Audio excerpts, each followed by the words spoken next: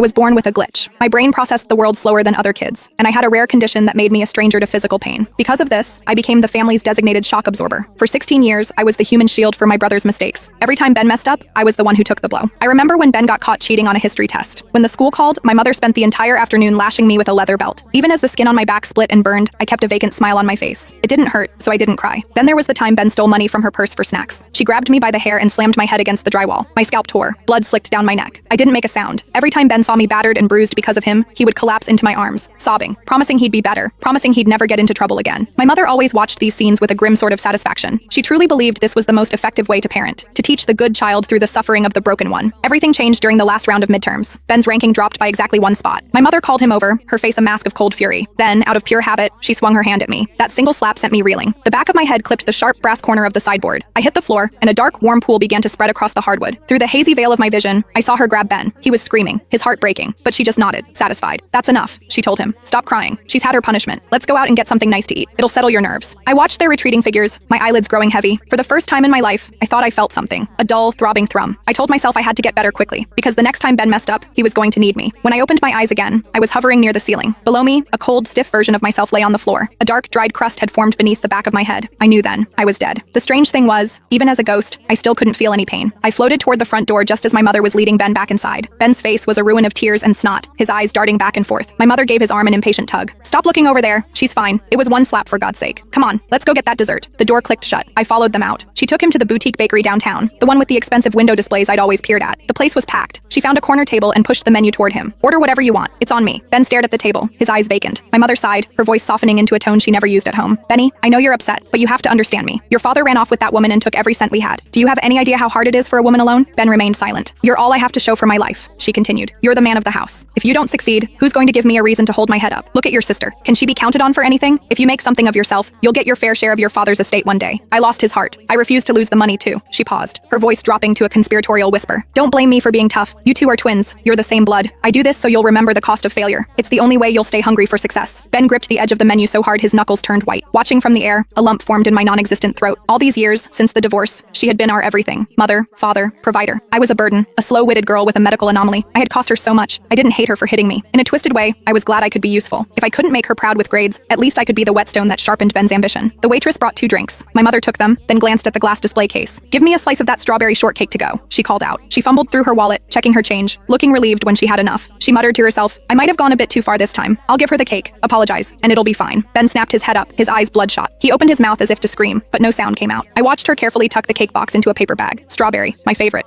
A pang of longing hit me.